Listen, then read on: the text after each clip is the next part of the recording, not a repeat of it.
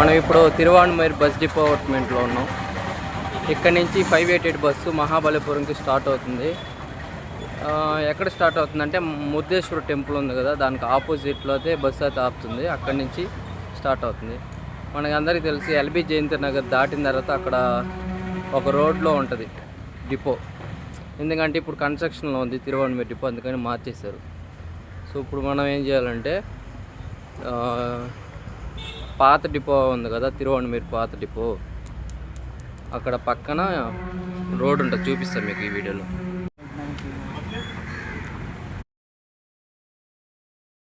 అదే తిరువాన్మూర్ bus depot కొత్తగా కడుతున్నారు. సో ఈ రోడ్లోనే మనకి మహాబలిపురం అలాగే పాండిచ్చేరి పోయే బస్సులు అయితే ఇక్కడే ఆపుతారు. 588 ఈ స్ట్రీట్లో వెళ్తే మనం మురుదేశ్వర టెంపుల్కి వెళ్ళొచ్చు. అక్కడ వెళ్తున్న బస్సు పాండిచ్చేరికి వెళ్తుంది. మన బస్సు కూడా సేమ్ ఇదే ప్లేస్లోకి రావాలి, 588. అక్కడ కనిపిస్తున్న గోపురమే మురుదేశ్వర టెంపుల్ గోపురం. ఈ బస్ స్టాండ్ దగ్గరే మనకి 508 బస్ అయితే వస్తుంది.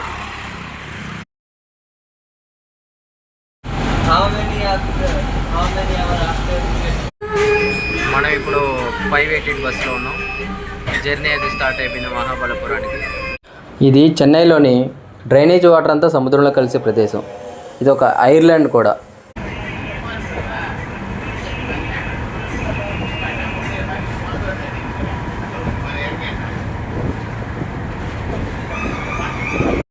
చెన్నై నుంచి మహాబలిపురం వరకు మన ప్రయాణం సముద్రం పక్కనే కొనసాగుతుంది. ఈ రోడ్డు పేరే ఈసీఆర్ అంటారు, ఈస్ట్ కోస్టల్ రోడ్. ఈ ప్రయాణం చాలా అద్భుతంగా ఉంటుంది. పక్కనే సముద్రం, అలా సముద్రం చూసుకుంటూ మన జర్నీని కొనసాగించవచ్చు.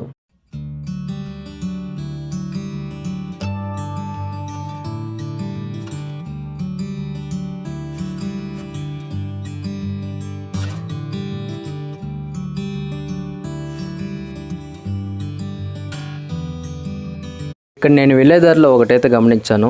సముద్రం నీరుని మంచినీరుగా మార్చే డీసాలినేషన్ ప్రాజెక్ట్ని అయితే ఇక్కడ కడుతున్నారు. ఇది చాలా పెద్ద ప్రాజెక్ట్. సముద్రపు నీటిని మంచినీరుగా మార్చి ఆ నీటిని చెన్నైకి అయితే అందిస్తారనుకుంటా. ఎందుకంటే ఒకప్పుడు చెన్నై తాగునీటి సమస్యను అయితే ఎదుర్కొన్నది. అది అలాంటిది ఫ్యూచర్లో ఏమి ఉండకుండా ఉండడానికి ఇక్కడ ఒక పెద్ద ప్రాజెక్ట్ని అయితే స్టార్ట్ చేశారు, డీసాలినేషన్ ప్రాజెక్టు. చెన్నైలోని తిరువాన్మూర్ నుంచి మహాబలిపురానికి టికెట్ ప్రైస్ అయితే 43 రూపాయలు. మనకి హాఫ్ అన్ అవర్కి ఒక బస్సు అయితే ఉంటాయి. మార్నింగ్ 5:30 నుంచి బస్సు అయితే స్టార్ట్ అవుతాయి. ఇప్పుడే మనం మహాబలిపురం బస్ స్టాండ్కి వచ్చాం.